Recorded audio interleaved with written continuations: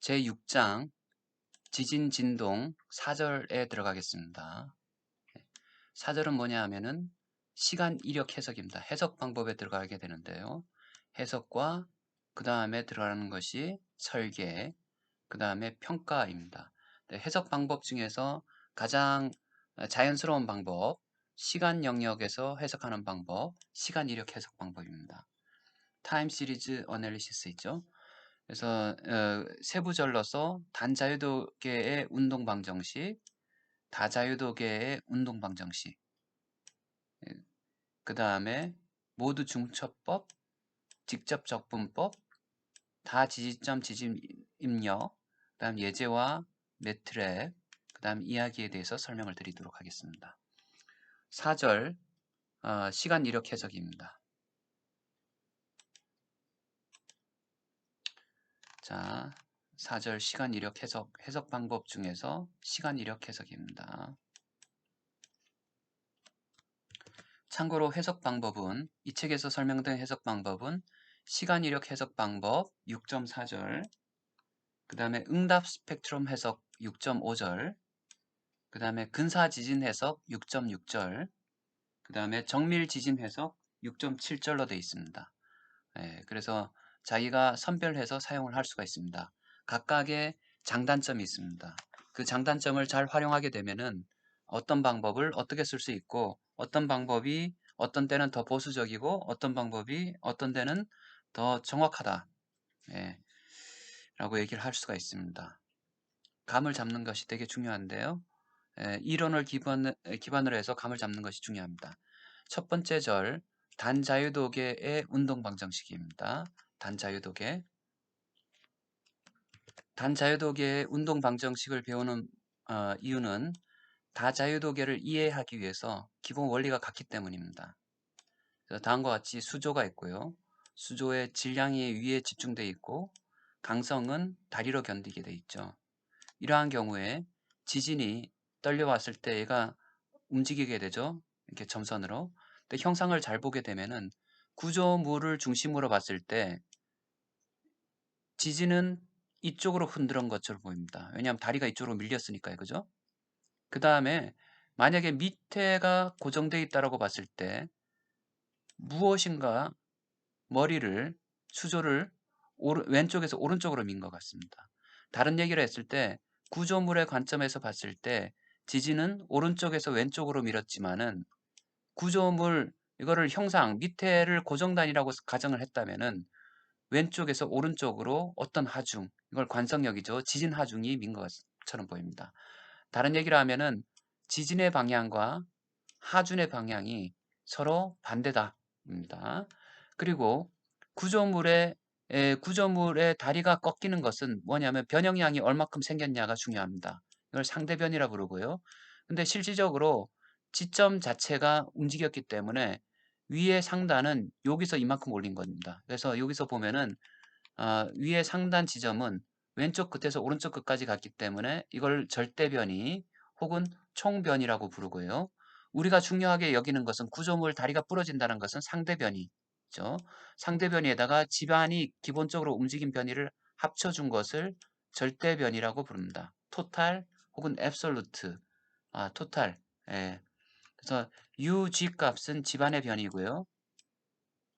U 값은 구조물의 상대변이, 그 다음에 UT 값은 절대변이라고 부릅니다. 이 절대변은 위에 두 개를 합친 걸 가지고 얘기하고요. 그 다음 여기에 작용하는 눈에 안 보이는 하중. 얘가 움직였으니까 분명히 하중이 작용했던 것 같아. 우리는 왜냐하면 찌그러졌으면 누군가 때린 거 아닙니까? 그래서 그러한 하중들, 눈에 보이지 않지만은 이런 FI라는 이런 이게 관성력이 작용한 거고, 그 다음에 상대 변이에 의해서 예, 감쇄력 혹은 복원력 혹은 탄성 스프링 하중이라고 합니다. 그래서 관성력은 절대 변이의 가속도, 왜냐하면 여기서부터 여기까지 오는데 걸린 가속도, 증가한 가속도하고 비례하고요. 그 다음에 감쇄력과 이게 복원력, 거기 부재력하고 관련돼 있죠. 찌그러지니까 상대 변이하고 관련돼 있습니다. 이렇게 이 책에서 사용하는 좌표는 x, y, z 좌표이고 거기에 해당되는 변이값은 u, v, w 값입니다. 위의 것을 이제 근사식으로 이상화시켜서 나타내면은 이러한 위의 수조의 질량을 m으로 나타내고 요 다리의 강성과 구조물의 감쇄를 k와 c로 나타냅니다.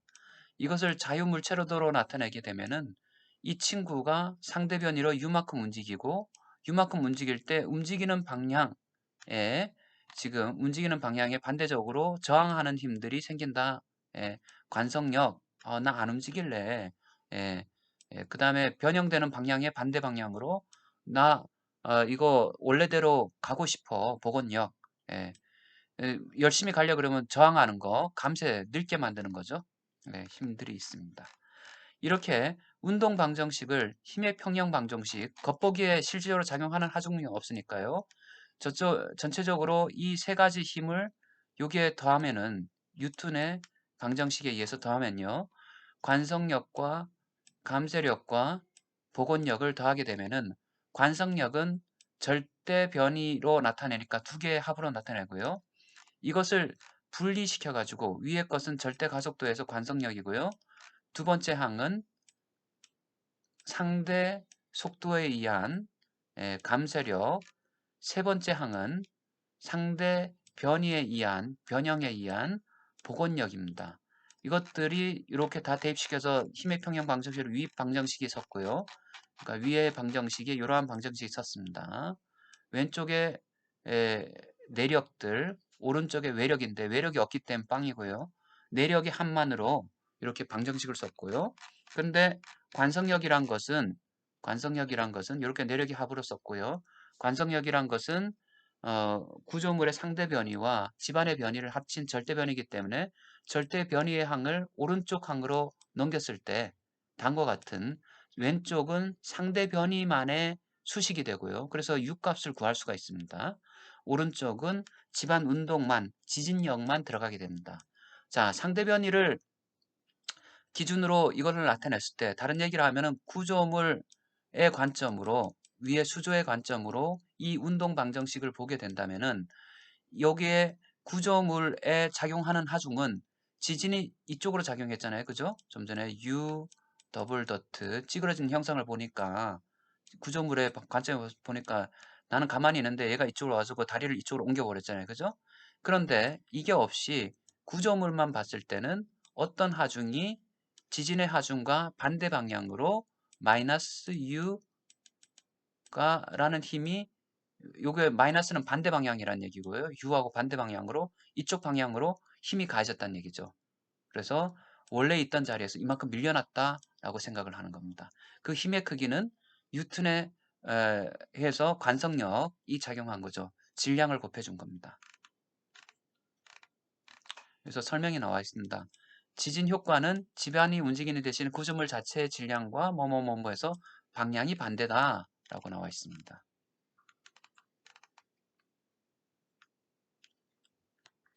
앞에 그림은 이제 좀 전에 요 집안 변이까지 나타냈고 이 그림은 상대 변이의 상대 변이의 관점, 집안을 고정시키고요.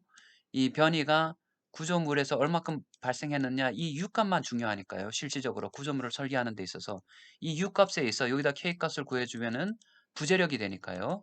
부재력이 부재의 강도보다 초과하느냐 안 초과하느냐 디맨드가 캐퍼보다 초과하느냐 안 초과하느냐를 보는 겁니다. 그래서 보는 형상을 보면 일반적으로 이렇게 변형 형상하고 하중형을 이렇게 나타냈습니다. 하중에 여기 마이너스가 붙은 것은 뭐 실제로 마이너스가 안 붙어야 될 것 같은데 여기서는 뭐 개념상으로 다 붙었습니다. 그래서 관성력과 복원력, restoring force 또는 spring force, 그 다음에 감쇄력, damping force, 그 다음에 요걸 외력이라고 생각을 할 수 있다. 상대 변이의 관점에서는 두 개가 평형을 이룬다 라고 봅니다. 그래서 운동 방정식이 앞에 써졌습니다. 자, 여기서 상대 변이가 왜 중요하냐라고 했을 때 구조 해석을 하는 가장 중요한 목적은 구조물의 부재력을 산정하는 것이다. 근데 부재력은 구조물의 상대 변이를 사용하여서 구할 수 있다. 실질적으로 얼만큼 찌그러졌느냐를 사용해서 구할 수 있고, 그래서 상대 변이가 되게 중요하다. 그리고 이 상대 변이를 구하기 위해서 간략하게 구하는 정적인 방법은 시간의 하중 변화를 고려하지 않고요.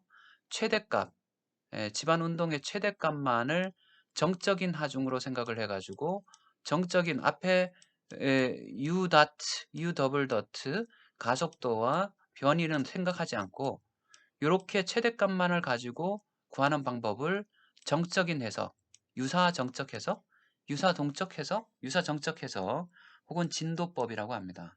진도법, 정적인 방법입니다. 옛날에 많이 쓰던 방법입니다. 지금도 많이 쓰고 있습니다. 예. 그래서 이거는 최대 지방 가속도를 주로 사용한다. 예. 실질적으로는 PGA가 아니고 우리는 PGA라고 부르지만 실질적으로는 이 값은 우리가 얘기한 EPA하고 EPA 값이다. 앞에서 설명했죠. 수직 방향 운동도 마찬가지다. 지진이 예전에는 수평만 고려하다가 지금 3차원적으로 수직도 고려해야 될 경우에 똑같은 방식으로 쓴다. 하지만 수직 방향은 일반적으로 1차 효과는 적습니다. 왜냐하면은 구조물 자체가 수직 방향으로 견딜 수 있게 늘 진화를 해왔기 때문입니다. 다만 수직 방향으로 효과가 큰 것은 수평으로 가해준 상태에서 수직 방향으로 가해주게 되면은 P 델타 효과라든가 이런 것들의 2차적인 현상으로 인해 가지고 구조물에 손상을 줄 수가 있습니다. 그래서 중요한 구조물 같은 경우는 2차원 해석뿐만 아니라 평면 지진뿐만 아니라 수직, 연직 지진까지 고려해서 지진 해석을 해야만 한다라고 되어 있습니다. 다자유도계의 운동 방정식입니다. 단자유도계에서 구했던 운동 방정식이 그대로입니다. 다만 다른 것은 이게 MCK가 행렬이고 U 절대변이, 상대변이가 벡터인 형식입니다. 그래서 나중에 상대변이의 식으로 나타나게 되면은 이건 절대변이로 하고 상대변이가 섞여진 식이고요. 이건 상대변이의 식만으로 나타나게 되면은 이렇게 왼쪽에 미지수인 상대변이와 오른쪽에 진하중이 들어갑니다. 진하중은 마이너스 mu 해가지고 관성력이 들어가는데요. 특이한 것은 뭐냐면 여기서 1이라는 거기 벡터가 들어갑니다. 이거는 지진 영향 벡터라고 하는데요. 무슨 얘기냐면은 지진 요거는 우리가 봤을 때 그 스칼라형이잖아요. 숫자가 하나뿐이었고 요거는 행렬이고요. 만약에 m by n 행렬이고 요거는 그냥 1이잖아요. 1 by 1. 이걸 서로 엮어주려면은 m by 1인 벡터가 필요하고 그 벡터는 방향에 따라 가지고 x, y, z 방향이 있는데 만약에 x방향으로 지진이 가해준다 그러면 x방향의 방향으로 모든 n개의 자유도에 대해서 1인 방향, y방향으로 지진이 가해준다 그러면은 거기 y방향으로 1인 방향 벡터입니다. 네, 방향 벡터. 그래서 지진 방향 벡터라고도 부르고 어떤 사람들은 지진 영향 벡터라고 합니다. 영어로는 두 가지 말 다 쓰고 있습니다. 그래서 가해지는 자유도에 대해서 우리가 구하려고 하는 자유도 x방향에 대해서 1이고 그 외에 대해서는 0이다 입니다. 굳이 이거를 뭐 나는 3차원적으로 해석하겠다라고 하면 그 방향에 상관없이 거기 x방향의 지진력, y방향의 지진력, z방향의 지진력을 다 가해줄 수도 있습니다. 모드 중첩법입니다. 모드를 구해서 서로 중첩해서 사용하는 방법입니다. 모드는 서로 각 모드별로 직교, 연관성이 없기 때문에 모드를 구해가지고 그러니까 변이를 그러니까 공간과 시간으로 서로 독립되어 있다고 해서 구분을 하고요. 이렇게 나타낼 수 있다 그러고 그래서 모드를 구하고 난 다음에 해를 Q에 대해서 구하는 겁니다. 좌표, 일반 좌표계를 대해서 구하고요. 그래서 모드를 구해가지고 만약에 n개의 모드를 구했다 그러면은 다음과 같이 각 모드별 다음과 같은 방정식을 구할 수가 있습니다. 이것은 앞에서 1절에서 했던 단자유도계의 방정식과 동일합니다.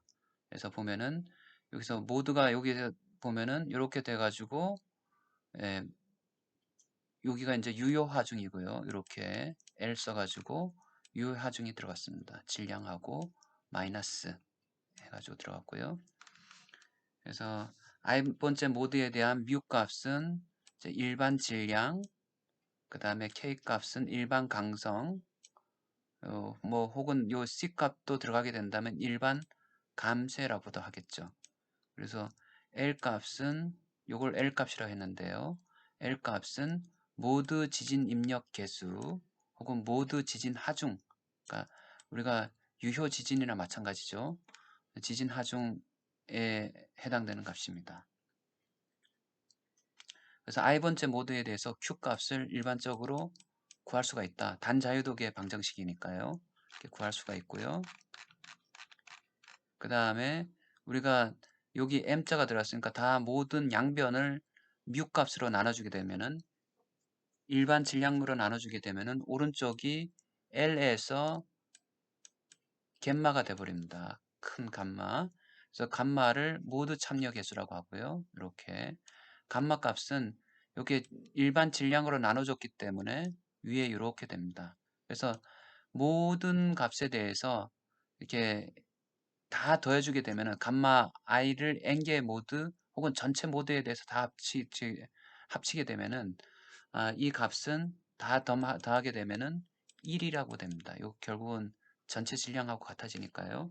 1이 되는데 근데 문제는 뭐냐 하면은 각 모드별로 이렇게 요 모드 곱하기 질량 하다 보니까 모드를 어떤 모드를 쓰느냐에 따라 가지고 위에 첫 번째 모드하고 두 번째 모드가 실질적인 기여도가 이제 퍼센티지가 상대적인 값으로 제대로 나타나지가 않는다는 얘기죠. 그래서 정규화에 영향을 받지 않고 전체 모드 합이 1인 무차원 모드 기여 개수가 뭐 초프라 2에서 제시되기도 했다라고 나옵니다. 그래서 이것은 어떤 모드, 그러니까 지진의 영향이 어떤 모드에 가장 크게 응답에 영향을 주는 하중으로 작용하는 어떤 모드에 가장 큰 하중이 가해지느냐를 볼 수가 있습니다. 자, 모드의 공간적인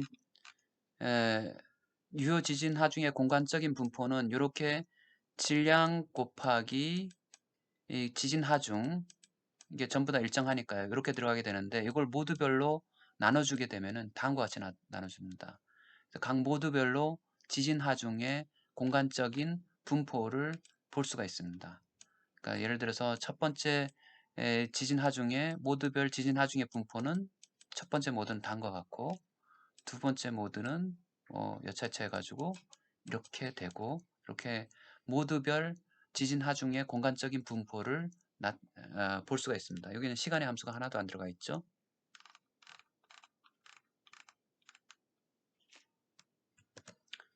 자, 다시 보면은 이렇게 우리가 Q를 구하고 난 다음에 일반 좌표를 변이를 구하고 난 다음에 그래서 모두 형상을 곱해주게 되면은 U값 물리 좌표계에서의 변이를 구할 수가 있습니다. 상대 변이죠. 거기다 강성을 구해주게 되면은 부재력을 구할 수가 있습니다. 근데 뭐 혹은 요 K를 구할 수도 있고요. K를 곱해줄 수 있고 K야에 해당되는 이렇게 오메가 자승 M이란 것을 곱해줄 수도 있습니다. 그래서 부재력을 구할 수가 있는데 여기서 중요한 것은 요 우리가 구한 모드의 개수는 m개의 개수고 부재력의 개수는 n개입니다. 일반적으로 n개보다 이게 무지하게 큽니다. 그래서 충분한 개수의 m을 얼마큼이 충분한 개수냐 이것을 선정하는 것이 굉장히 중요합니다. 이게 부재력보다 훨씬 더 작은 수의 모드를 사용하기 때문에 모드가 몇 개 정도를 써야지 부재력이 얼추 정확하게 나오느냐입니다. 그래서 적절한 개수를 사야 되는 해석에 포함시켜야 될 모드의 개수가 적절해야 되는데요. 이것을 구하기 위해서 일반적으로 판단하는 숫자 것이 뭐냐 하면은 유효 모드 질량이란 것인데요. 유효 모드 질량 혹은 모드 참여 질량입니다. 이건 i번째 모드의 일반 질량이고요. 거기에 모드 형상을 의 효과, 모드 그 어떤 형상으로 생겼느냐의 영향을 고려해 가지고 모드 참여 질량, 그러니까 일반 질량을 조금 더 모드의 형상으로 고려를 해 가지고 이렇게 나타내 주게 된 건데요. 자, 모드의 형상이 같이 들어가 있는 거죠. 그죠? 여기 li 값은 우리가 앞에서 했듯이 li 값은 모드 형상 곱하기 매스입니다. 요것의 자승은 요것의 자승이고 자승이 요 일반 질량을 서로 뭐 여차여차 돼가지고 나눠지게 되면은 모드의 영향을 고려한 유효 모드 질량, 어떤 모드가 질량의 얼만큼 정도를 가져가게 되고 이 질량들을 다 합친 것은 전체 질량이 되고 그래서 전체 질량에서 그 해당 모드의 유효 질량을 이렇게 그 전체 질량을 나눠주게 되면은 그 모드의 비율을 알 수 있습니다. 그 모드에 들어가는 질량비. 근데 전체 질량은 각 모드별로 나눠서 들어가게 되는데요. 예, 그래서 그 질량을 알 수 있게 되고요. 그래서 질량에서 몇 퍼센트, 몇 퍼센트다. 이 질량은 자기가 사용한 질량이죠. 이게 MT란 것은 원래 구조물 전체의 질량이 돼야 되는데 구조물 전체의 질량이고요. 전체 모드를 다 합치게 되면은 그래서 실질적으로 사용하는 질량이 모드를 뭐 전체 n개를 사용하면 모르겠지만은 n개보다 작은 m개를 사용했을 때는 전체 질량이 나올 수가 없죠.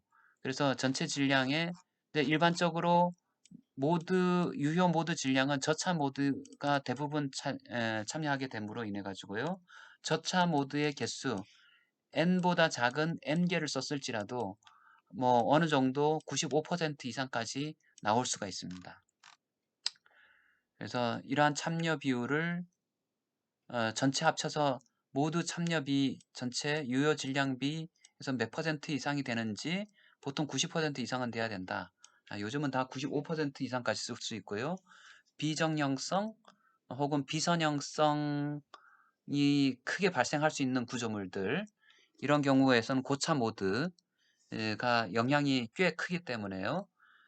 보통은 저차 모드가 굉장히 뭐 큰 영향을 발휘하지만은 경우에 따라서는 특이한 구조물 같은 경우에 있어서 특별한 고차 모드가 영향을 발휘할 경우에서는 구조물의 큰 변형 형상에 영향을 줄 경우에 있어서는 90% 넘기도 쉽지 않습니다. 대부분 1차 모드, 2차 모드, 3차 모드, 저차 모드가 뭐 큰 퍼센티지를 차지하고 있습니다. 일반적으로는 60%까지 차지할 수가 있습니다. 건물 같은 경우에. 그래서 이렇게 정했고요. 많은 상용 프로그램에서 거기 일반 질량을 1로 되도록 모드 형상을 정했기 때문에 이게 매스 노멀라이즈죠. 질량에 대해서 정교화를 시켰기 때문에 굳이 MT 값을 안 나눠주더라도 이것을 전부 다 더하면은 MT 값이 되고요.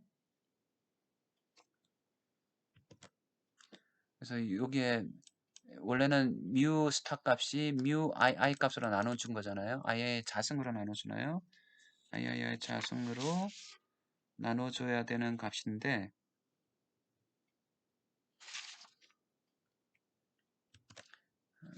뮤 i네요. 그냥 요것이 1 되니까 굳이 요 지진 입력 개수의 자승 상당히 용어가 많이 헷갈립니다. 저도 L자하고 갯마 값이 많이 헷갈리고요. L 값은 지진 하중을 나타내고 갯마 값은 모두 참여 개수라고 합니다. 그러니까 하중하고는 무관하게 감마 값은 지금 둘 다 하중하고는 무관한데 매스 값하고 연관이 되어 있네요. 모두 참여 개수, 그 다음에 모두 지진 하중. 헷갈립니다. 그래서 매번 책을 보게 됩니다. 그래서 두 개의 방향과 한 개의 수직 방향의 지진 운동을 고려하기 위해서는 3차원적이죠. 구조물을 3차원으로 모델링할 경우에 상수 벡터 1 값은 개수 행렬 1이 되고요. 왜냐하면 1, 1, 1 상수가 세 개 방향에 대해서 다 들어가게 되니까요. 되고 그 다음에 각 방향별로 전체 질량의 90% 이상의 모두 참여 질량비가 될 수 있도록 모두의 개수를 정할 필요가 있다.